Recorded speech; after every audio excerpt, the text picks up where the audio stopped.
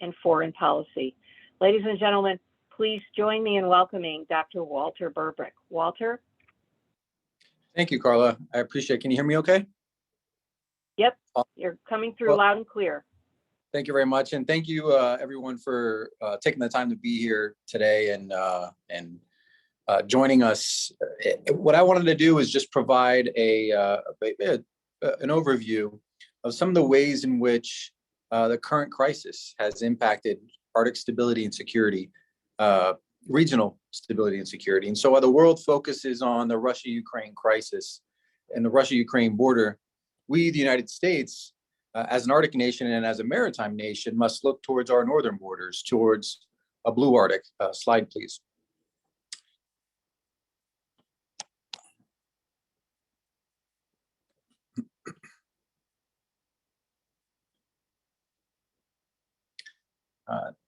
It's the next slide. Thank you. And that region stretches from Maine in the North Atlantic through the Arctic Ocean, through the Bering Strait in North Pacific, to Alaska and the southern tip of the Aleutian Island chain. Slide, please. The blue Arctic provides the general idea that the Arctic is gradually turning from white to blue. And by that, I mean warming temperatures and reduced ice coverage is making Arctic waters more accessible and more navigable, which is enabling nations, industries, and navies to access new markets, new resources, and new sea routes. Next slide, please.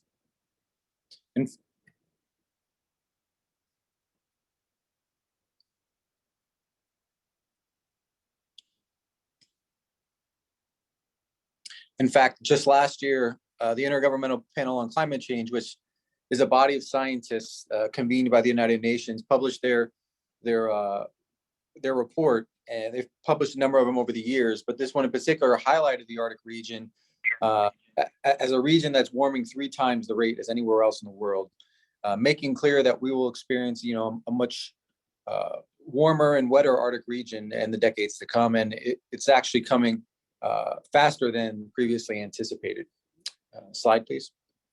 And in the opening years of the 20th century, Alfred Thayer Mahan, who's no stranger to this college, perhaps the most influential faculty member to walk the halls of the college, and Halford Mackinder laid the groundwork for one of the most enduring perspectives on the century of conflict to come, and that's land power versus sea power. But yet, neither Mahan or Mackinder took into account a blue Arctic, an opening Arctic, and a more navigable Arctic.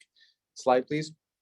And that Arctic, and it's here along the maritime borders of Russia and the United States where we find a rapidly melting polar ice cap, the shortest maritime trade route linking Asia, Europe, and North America, nearly 1/3 of the world's untapped hydrocarbons, an increased abundance and distribution of fish and minerals, and the slow and perhaps not so indirect rise of China's third ocean strategy, which is as well as increased tensions between NATO and Russia, which I'll speak to here shortly.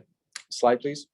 In the Arctic region, the United States and NATO really face the harsh reality that this one-time uncontested maritime maneuver space, which we really turned a blind eye to over the last 30 years, really since the end of the Cold War, is now blanketed with dense layers of Russian military capabilities and a very capable Chinese Navy that's operating further and longer away from its shores.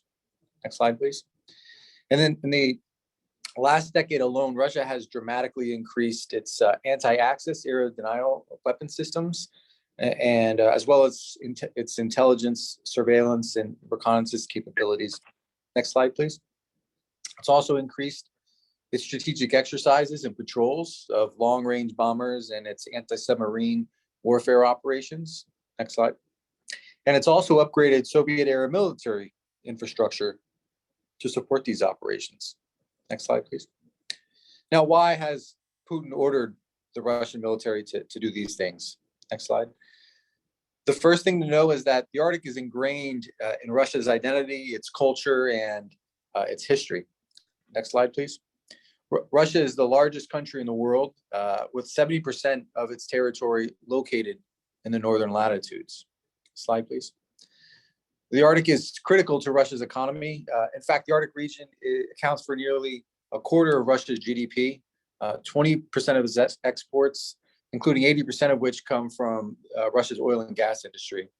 And the Arctic is also key to Russia's goal to gain a 20% share of global market, LNG market by 2035. And a blue Arctic makes it easier to transport these resources to Asia and Europe along the Northern Sea route along Russia's coastline, which shaves weeks of transit time and billions of dollars compared to the maritime trade routes of today. Next slide, please. Now, I emphasize maritime trade because even still today, 90% of all trade by volume still travels across the world's oceans, with seaborne trade expected to double over the next 15 years. Next slide, please. Russia also wants to protect its ability to project power from the Arctic to the North Atlantic and to the European Arctic, both to hold to deter the United States and NATO from threatening its bastion defense, but also to hold at risk the United States and Europe, especially in the event of conflict. And a big part to securing its second strike capability of its ballistic missile submarines, which is on the Kola Peninsula, which is also home to 2/3 of Russia's nuclear submarine force and Russia's most powerful Navy fleet, its Northern Fleet. Next slide, please. Last March, we witnessed 3 Russian nuclear ballistic submarines simultaneously surface near the North Pole, which is capable of deploying 48 nuclear warheads, which can reach U.S. cities. And this is important because even in the Soviet era, in the height of the Cold War, this never happened. Slide, please. And since the start of Russia's invasion of Ukraine, Russia has tested missiles as part of a larger nuclear weapons exercise. It's placed its land-launched ballistic missiles and its long-range strategic bombers on high alert. Next slide. And it's deployed its large assault landing ships from Russia's Northern Fleet to transport Russian soldiers and some of those amphibious vehicles, as you see here on the screen, to fight in Ukraine. Next slide, please. And while still less than at the height of the Cold War, we've also seen a rapid or a gradual increase and even more so over the last few years of British, French, Canadian, American, and many other NATO and non-NATO units in the Arctic. They've increased their presence, they've increased their capabilities. Exercises that you might be familiar with, Trident Juncture back in 2018, the largest NATO exercise since the Cold War. Cold Response, the Navy's ICEX, and many other exercises that happen currently or that happen annually. Next slide, please. And at the same time, Russia is increasingly violating the airspace of NATO countries, as recent as Estonia, Latvia, and Denmark, an Arctic country, have all voiced their concerns about increasing Russian fighter jets encroaching on their airspace. Next slide, please. Now, this heightened military comes at a time when regional dialogue and cooperation, especially on security and defense matters with Russia, is virtually non-existent. It really hasn't been from a multilateral perspective since Russia invaded Crimea in 2014, and both the Arctic Council, or not the Arctic Council, but the Arctic Security Forces Roundtable, the Chiefs of Defense, and a few other mechanisms that bring together naval leaders, but also defense leaders and heads of state to talk about these issues have really ceased. So, and that even includes in the Arctic Council, where which Russia currently chairs right now. And as a result of Russia's actions in Ukraine, the Arctic Council in particular has ceased or suspended their work, including meetings in Moscow, which sets back really an ambitious Russian agenda, an agenda focused on primarily economic development and environmental protection. So taken together, the likelihood of accidents, miscalculation with Russian forces in the Arctic has never been higher. Russia's invasion in Ukraine should really laid to rest debates about whether or not Russia's rapid military expansion in the Arctic is solely just for defensive purposes. And so, as an Arctic nation and as a NATO alliance, we have to not only anticipate but prepare for what could happen for any challenge in the region. Next slide, please. And so, what I want to do is highlight a few of those. And the first great challenge that I want to draw your attention to involves Sweden and Finland. This week, in fact, yesterday, NATO formally invited Sweden and Finland to join NATO. Perhaps it would have came a little sooner, but Turkey put up a challenge their accession. And even just yesterday, Putin suggested that if NATO forces and NATO infrastructure is deployed in Finland and potentially Sweden, that Russia will respond in kind, likely posturing their military forces and having a closer presence to the U.S., but also to NATO territory. And Putin's war in Ukraine really has made the NATO alliance stronger. It's somewhat awakened a sleeping giant in many ways, and it could and likely will be very much even more stronger with Sweden and Finland as NATO members. And in the Arctic, particularly, Russia would be the only non-NATO Arctic state now surrounded in every way, both into the east, but also into the north. Next slide, please. And so the next great challenge we must be prepared for in a blue Arctic centers on the Bering Strait. And in the coming decades, the Bering Strait, I believe, will emerge as a key global maritime choke point, linking the dynamic Pacific Ocean economies with the economies in the North Atlantic Ocean. And the physical proximity to both Canada and Alaska makes the far eastern flank here of the Arctic as important to the Russians as the European flank all the way on the other side to the North Atlantic. And so for Russia, the Bering Strait also provides them an avenue of approach to swing its forces from the Pacific to the Atlantic through the Arctic and vice versa. So we must keep a weather eye on ways in which our adversaries, in particular Russia, might try to close or control this strait. Next slide. And the North Pole is also a challenge we must be prepared to face. And the North Pole has really been a long source of dispute and tension among Arctic states, primarily symbolically, because of its unproven strategic economic significance. Perhaps, despite the fact that it's hard to get to the potential oil and gas deposits that are there, there is potentially significant oil and gas at the bottom of the polar ice cap there. And long before any of the boundaries of any one state's sovereign territory, the provisions for states to claim and extend a continental shelf under the United Nations Convention of Law of the Sea reignited kind of the old age question of who owns the Arctic. Short answer is no one owns it, but there are overlapping claims there at the North Pole between Canada, Denmark, and the Russian Federation. And so the question, therefore, is how might Russia, in particular, develop and employ its military capabilities, perhaps in the same way China is in the Indo-Pacific region, to acquire what it believes to be an extension of its continental shelf. Next slide, please. The next great challenge I want to draw your attention to lies along the Northern Sea Route, which runs parallel to Russia's coastline, also referred to as the Northeast Passage. And Russia considers this passage to be internal historical waters. And you can see those 5 key choke points in which it exercises an extended national authority and regulations over those waterways. Now, the United States and many other countries around the world disagree with that interpretation. And so disagreements and the different interpretations of UNCLOS and how Russia enforces Article 234 of UNCLOS might lead to tensions as shipping gradually increases through the Northern Sea Route and over the longer period, ice-free periods, especially in the summer months. And this might affect future navigational rights, given the different practices among Arctic states. Russia has proposed new legislation requiring advance notice, a tug escort at premium costs, and the use of Russian pilots.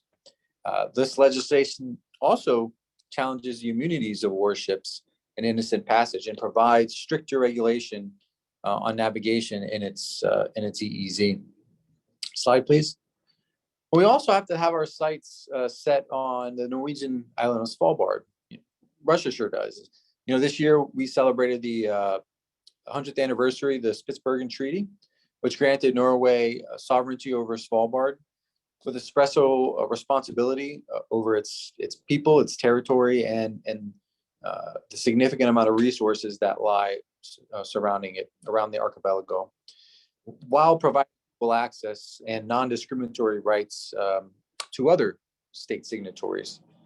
And just yesterday, in fact, Russia threatened Norway over what it perceived as Norway illegally preventing a Russia ship offloading cargo onto the island. Next slide, please.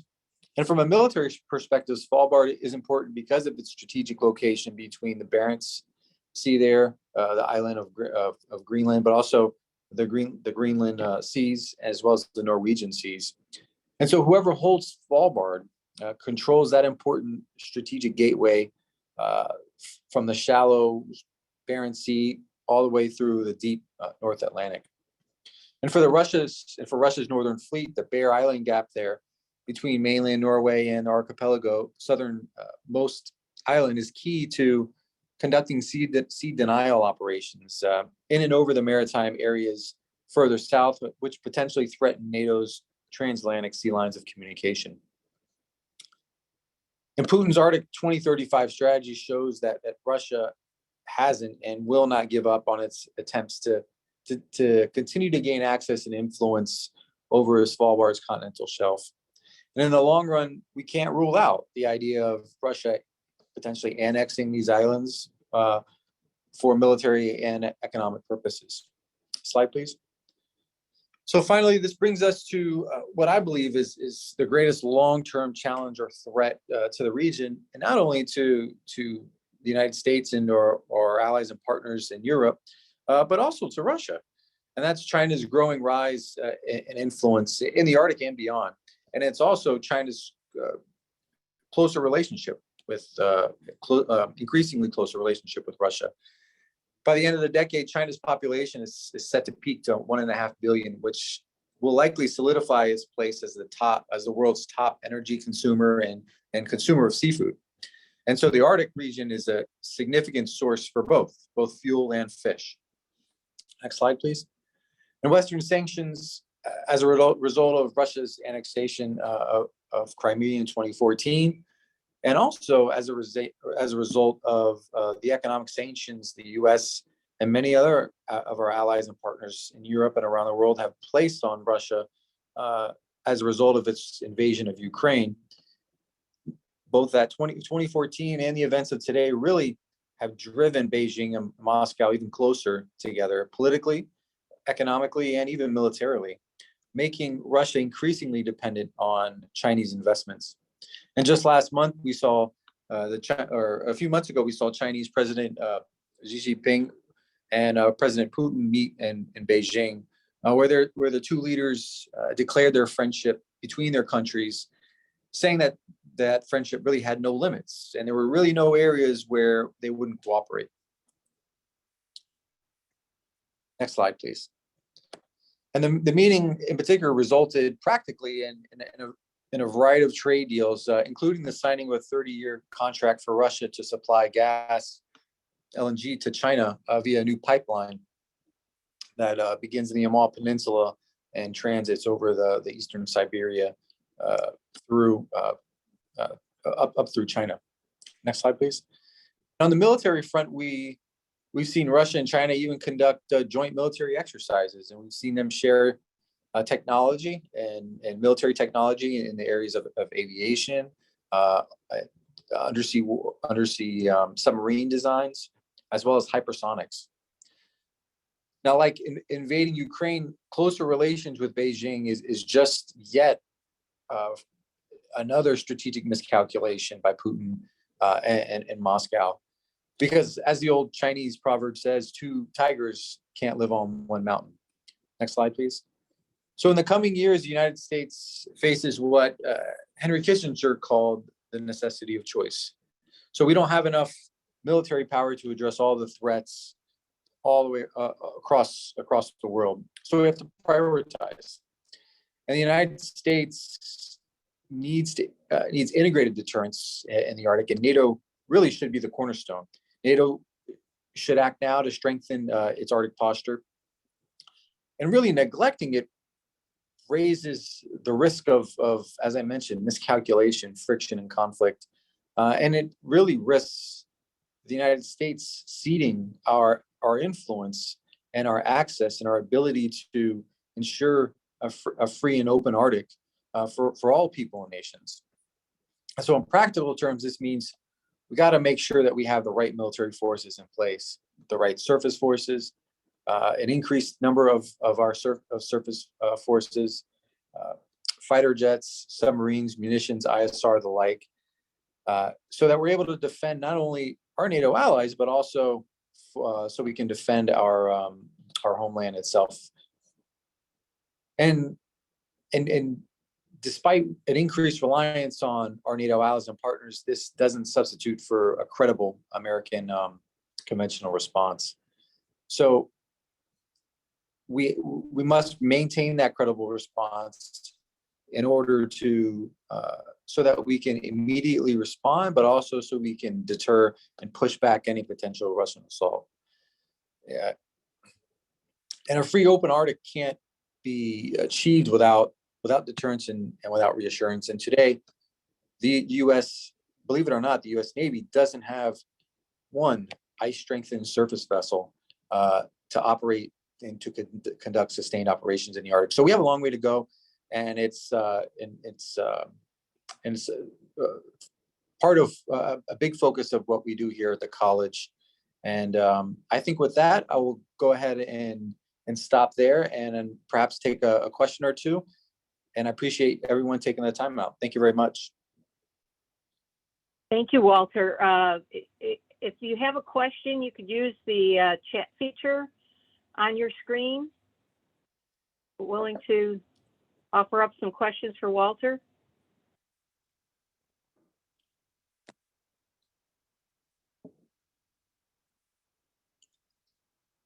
I'll ask my colleagues. I'm not seeing any questions. If my colleagues are seeing any questions. Yeah, and if anyone can think of anything, and if anything comes up, I can be reached via email, walter.burbrick@usnwc.edu, right there on the college's website. Happy to connect with anyone afterwards or here in the near future. And to continue this discussion. So again, thank you very much. Well, thank you, Walter. And I just have one quick question. Could you give us a quick overview of what the Newport Scholars Initiative does? Sure. Thank you. So the Newport Arctic Scholars Initiative is co-led by Rear Admiral Lars Sonnes, former Norwegian head of Navy, and myself. And we came together at the college kind of at the right time, and at the same time when I came back from state and he joined initially, we put our heads together and we said, we get a scholar and a sailor together, and why don't we create a program that brings together sailors and scholars from all of the 8 Arctic countries, ideally with Russia in mind, but as I mentioned, with so many things in play, that hasn't been the case. But getting sailors and scholars together for a 10-month period to collaborate on a research project and to have a practical and relevant and impactful to inform really the heads of Navy. And so the heads of Navy from each of the Arctic countries they'll come together and they'll agree on a problem set and a question. And our group of sailors and scholars here at the college over a 10-month period will tackle that issue. We started off in 2018 into 2019, and we developed 30 principles of Arctic security in 3 different areas, and that came what that manifested into a book that will be coming out here in November. And then we published a report last year looking at various mechanisms to increase security cooperation. And then finally this year, we developed a notional framework or structure called the Arctic Ocean Naval Symposium that could bring together international naval leaders from across the world together to talk about and coordinate on Arctic issues. So that's pretty much the program in a nutshell. And thanks, Carla, for the question.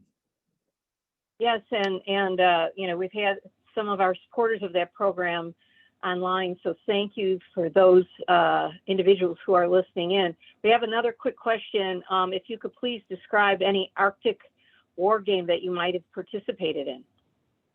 Sure, yeah. You know, it's a great question because it's becoming more important, and I know our policymakers and defense leaders are it's becoming more important for them too. But believe it or not, we here at the college haven't conducted a formal war game for a sponsor, for a customer, for the Navy or DoD in 10 years, actually 11 years now. And so the last one was the Fleet Arctic Operations game that we conducted on behalf of Fleet Forces that looked at Navy capability gaps. And that report is unclassified and available on the War College's website.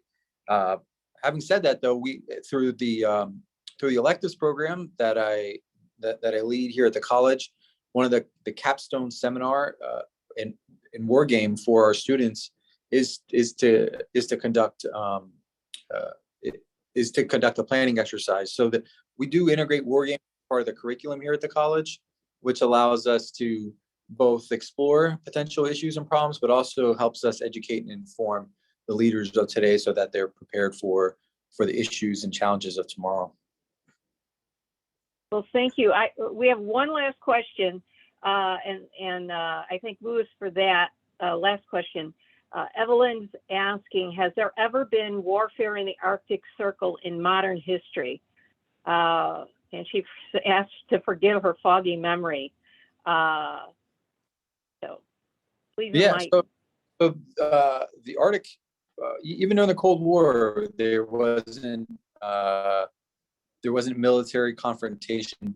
On a certain, certainly there was a maneuvering between forces, but no kinetic action in our modern time, which is unlike other regions where the Arctic has relatively been peaceful and stable. And a big reason for that was because it's just too cold and too hospitable to and difficult to operate in the region. But as it becomes increasingly navigable and accessible and blue, we're starting to see again more activity up there, and more activity increases the likelihood of potential friction and miscalculation. So the short answer is no, but the longer answer is potentially there's an increase. Well, thank you, Walter. You've been most generous with your time today, as well as inviting any questions to your email. So we thank you so much, and most of all for your service and the good work you do. Thank you very much, and thank you everyone for attending and listening today, and all you do to support our efforts here. Thank you, Walter. So, before we bring our program to a close, we do want to share with you about two events that are coming that are very important in the calendar of the Naval War College Foundation. The first is our Newport Summer Symposium. Many of you are familiar with this. This year's symposium will explore China's growing assertiveness, assessing integrated deterrence strategies and challenges. This is a day-long event, and it'll be held on the campus of the Naval War College on Friday, August 19th, and features some 18 experts exploring a broad range of topics on the subject area. And the event will be funded in part through the generosity of Heritage Society member Jules Steinhauer, who passed away last year. Jules was deeply concerned about China and its effects on our national security. And the symposium could not be made possible in part without Jules' generous support. And we salute him for his service and his forward-thinking philanthropic spirit. Another individual whose memory we salute today is Woody Williams, the last surviving Medal of Honor recipient from World War II, who passed away yesterday at the age of 98. Woody received the Medal of Honor for his heroics at Iwo Jima. We were privileged to honor Woody in 2019 with our Sentinel of the Sea Award. He was passionate about our nation, our military, and the many freedoms and blessings we work so tirelessly to preserve. We salute Woody, a member of our nation's greatest generation, and may he rest in peace.